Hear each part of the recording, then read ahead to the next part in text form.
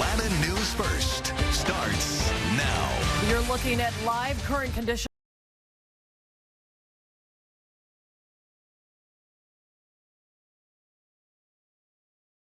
When Hurricane Ian slammed the coast, the storm made landfall again today.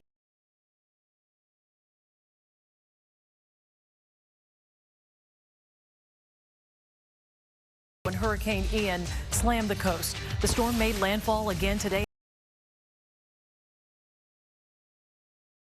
Like in the thick of it, you can see the wind whipping violently, rain swirling around in every direction. Good evening. And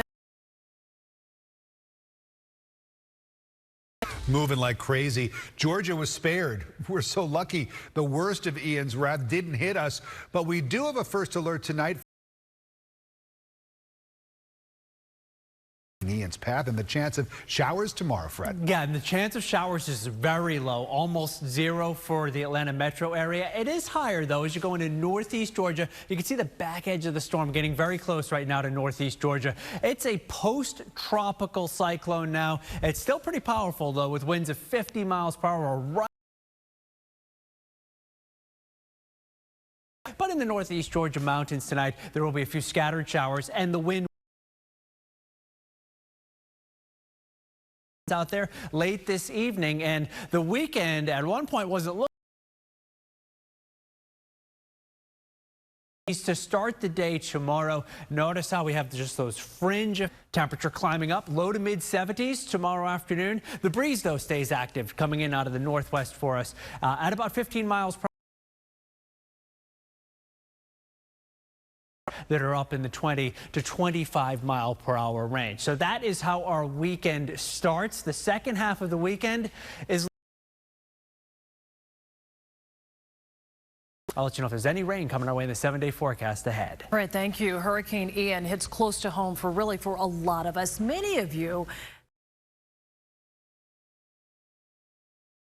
Myrtle Beach, this is a big golf destination for a lot of people. Your first alert team is staged on both coasts where Ian made landfall. I'll let you know if there's any rain coming our way in the 7-day forecast ahead. all right, thank you. Hurricane Ian hits close to home for a lot of us. Many of you. Myrtle Beach, this is a big golf destination for a lot of people. Your first alert team is staged on both coasts where Ian made landfall. Our crews were there today as Ian slammed into the South Carolina coast. Still created chaos. Numerous roads and parks flooded. Charleston PD reporting as many as 24 closed roadways. Miles per hour, dumping several inches of rain in a very miles per hour, dumping several inches of rain in a very short amount of time. We noticed that the floodwater was a few feet deep in. Conditions were not as bad as they expected. Yeah, sometimes the gusts, they get a little much. Our house that we live in, it's around 200. I mean, unfortunate what happened in Florida, but here it's pretty mild for us, so we're just trying to make the best out of a unfortunate situation. A day or so for the water to recede, and then once it does, that's when they'll be able to really get a true sense of the extent of the damage. And videos like this right here. Shocking new video just came out of South Carolina's coast. We're going to pull this up for you. Ian hit today, and you can see from this video the way Ian hit today, and you can see from this video the waves, the wind, intense, the water.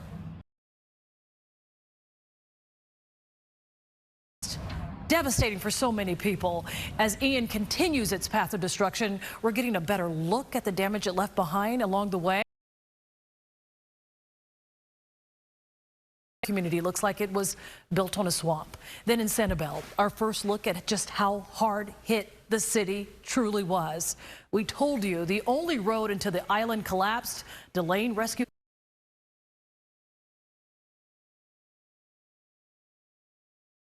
the city truly was.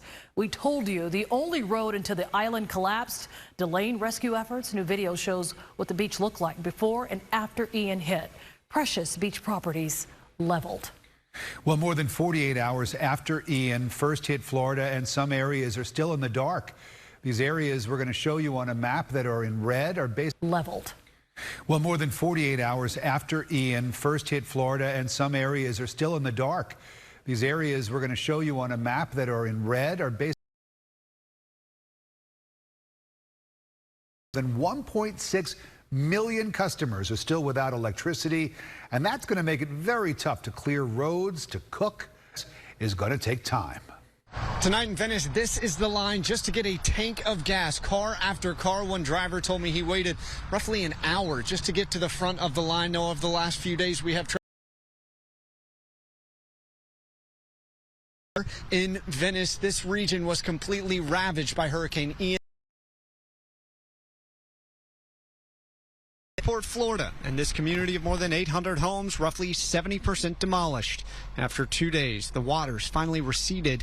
Karen Anderson got her first look since the storm hit. When you first came back, when you saw... It's hard. It's a neighborhood. I moved in here in 2011. I imagine this is the worst y'all been hit. This is the worst I've ever seen anything. I have never witnessed anything like this before. Winds ripped through Northport and Port Charlotte. The death toll has surpassed 20 people from Ian. Dennis Dennis chose not to evacuate. I spent 2.5 hours with this shoulder against that door to combat. If that door blew in, I would have lost my house. It peeled the roof off the house anyway. For so many, it's time to start over.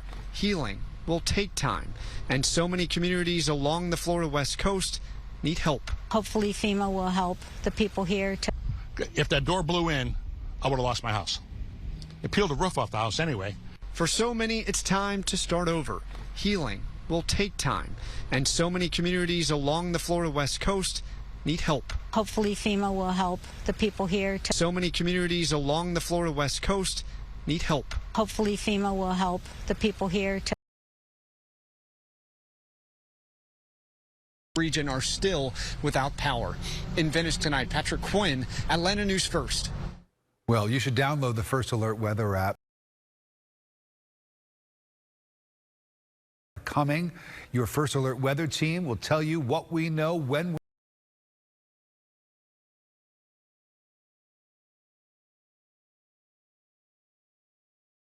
Chase, you really never ever expect it to happen to you, but now it's happened twice on I-20 in just a matter of weeks. This time the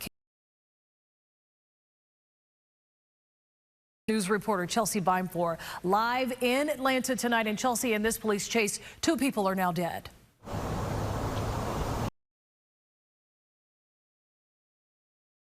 Are chasing after a car that was speeding close to 100 miles per hour. The patrolman did a pit maneuver.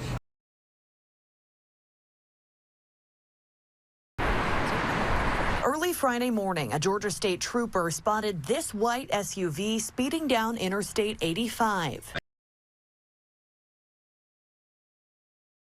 Speed, tried to stop the vehicle, but the driver refused to pull over, initiating a pursuit. Lieutenant Michael Burns with State Patrol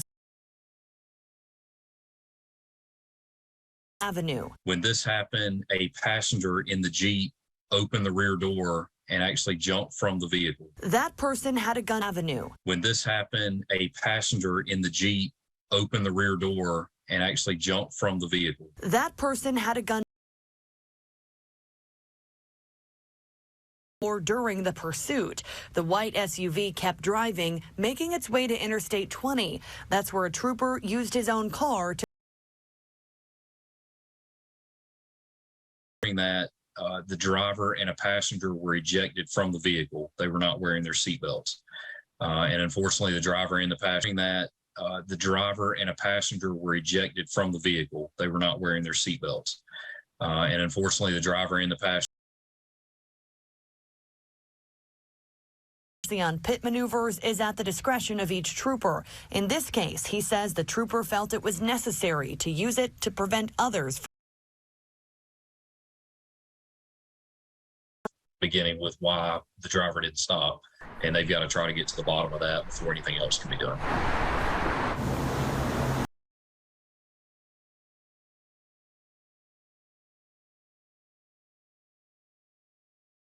Investigation. State Patrol has also not released the names of the people involved in this crash. Reporting live in Atlanta, Chelsea Vine for Atlanta News First.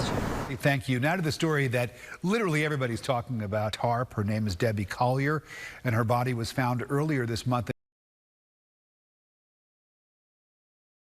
How they think she ended up killed. This is the backstory. Collier was last seen alive inside this Family Dollar store in Rabun County on September 10th. Investigators say the mother of two waited in her van in the parking lot for 10 minutes before driving south at 3:19 p.m. But 2 minutes before that, at 3:17, Collier's daughter Amanda says her mom sent her a Venmo payment for more than $2,000, along with an eerie message that implied that she had been abducted. Today's update, a Venmo payment for more than $2,000, along with an eerie message that implied that she had been abducted. Today's update is that no one has been ruled out as a suspect, and that police say this was not some random killing. They say Collier's death was, quote, personal and targeted. We do not believe that this is a random act of violence. We do not believe that this 19 days that have passed since the discovery to solve this crime. From Clayton to Tallulah Falls to check their security cameras for anything they might have captured on September 10th and 11th. Straight ahead, a bell tower gifted to our 39th president, finished just in time for his birthday tomorrow. It'll house a special piece of history, the meaning behind who they're pushing police to target.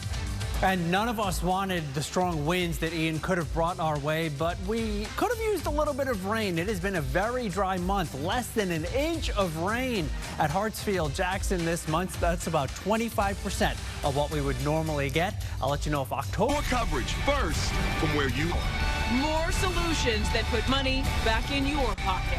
More hope that we can build a better Atlanta. We are Atlanta News First.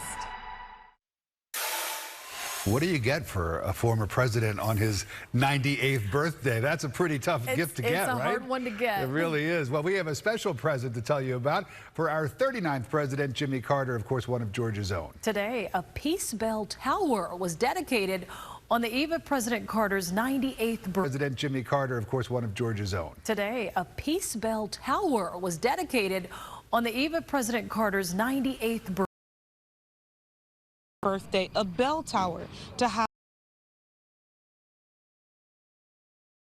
dedicated to the Carter Center. It's a bell that made the cut in wartime Japan. And announced just the bell at auction in order to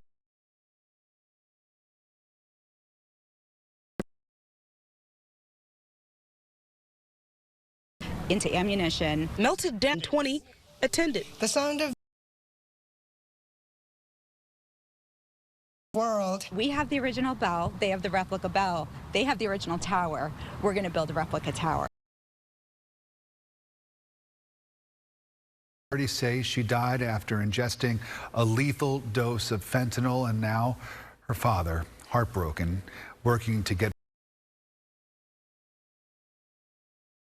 He certainly has his work cut out for him. Fentanyl deaths here in Georgia, way up. Take a look at this graph. He certainly has his work cut out for him. Fentanyl deaths here in Georgia, way up. Take a look at this graph. In 2019, there were only 4. Still, in 2020, that number jumped to 14. Last year, there were 36. That's an 800% increase. That she was more than just a statistic.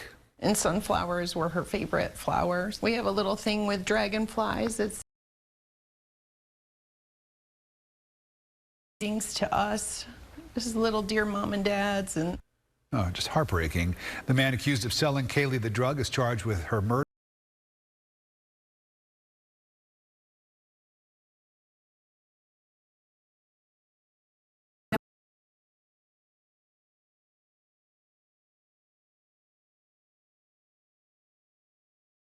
Jeopardy. Electric car maker Rivian was hoping to build a new plant just east of Atlanta, and now a judge's new ruling is putting that plan into doubt. Rivian wants to build a nearly 20 million square foot facility. Excited about the project. John Christie represents several Walton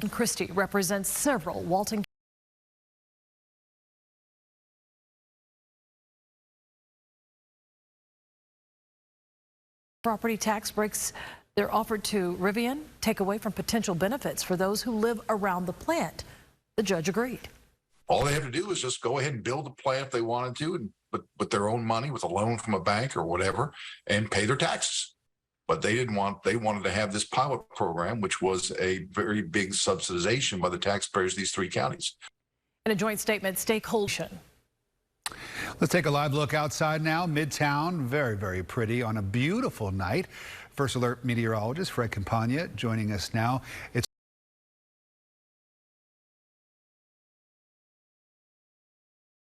very, very pretty on a beautiful night. First Alert meteorologist Fred Campagna joining us now. It's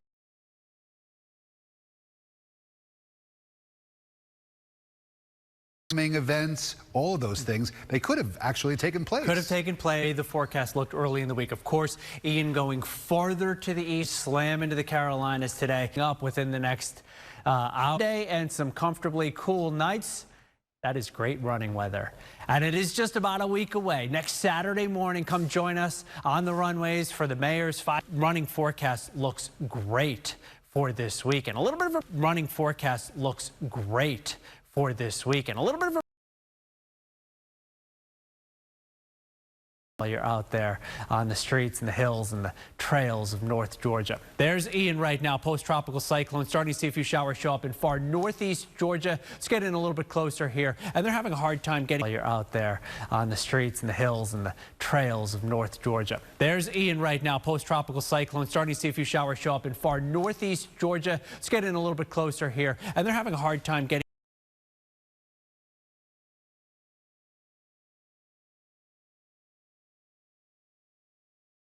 overnight, and the temperature will eventually be in the mid-50s to start the day tomorrow. So if you're up and at 'em early on a Saturday morning, be a little chill, spice latte to get things going early tomorrow. If you are coming out to the North Georgia State Fair, which wraps up this weekend, breezy. The Atlanta News First Alert weather team on Sunday afternoon at the fair. Just look for the Atlanta News First tent.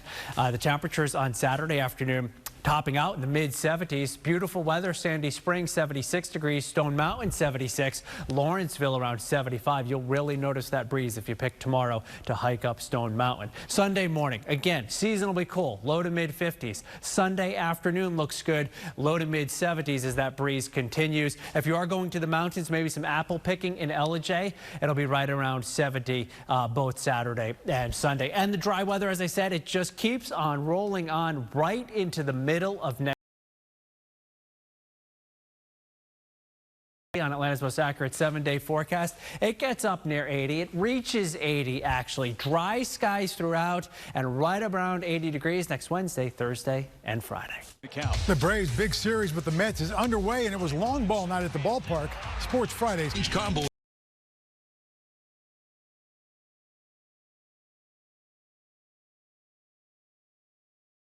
Brandsmart USA. This is Sports Friday. Extra in the air over at Truist Park this weekend. The Mets are here. They lead by a game, battle for the lead in the East, and a pitching matchup of headliners. Jacob deGrom for the Mets facing Max Fried. Pick it up, bottom of the second. Mets up 1-0. Center field. Game tied at 1-1. The place was going crazy tonight. Next up, it's Matt Olson, and you know what he's going to do. Back-to-back jacks. 2-1.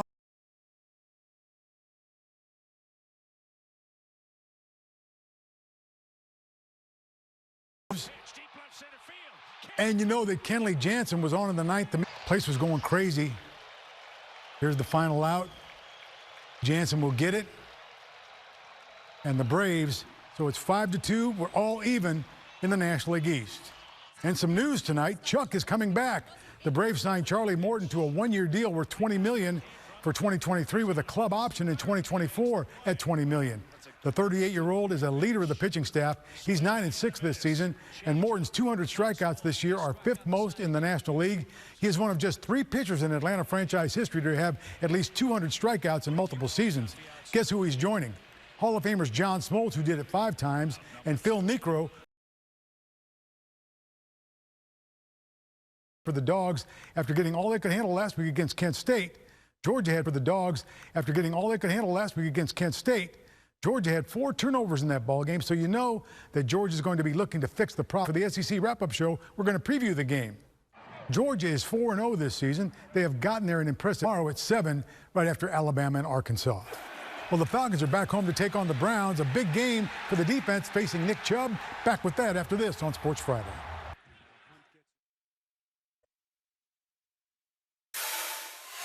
Welcome back. The Falcons are back home. They host the Browns. Nick Chubb. Chubb's off to a good start in 2022. Touchdowns as well. The Browns also have a good offensive line. It's going to be a heavyweight fight. It's, you know, we'd like to think we're that way ourselves, but we got to go there and battle on Sunday and prove it. I mean, everybody knows they want to run the ball. They're a physical team. I think we're a physical team, so I mean, we're excited to play against them. Finally, during the opening round of the 2022, but 2 holes in 1. First on the 163-yard par 3 after the first round. And then this one's going to roll in. Look at that. Nice. MJ McDuffie. He didn't even realize it had gotten to the hole until he went and got it. That's going to do it for this edition of Sports Friday. We hope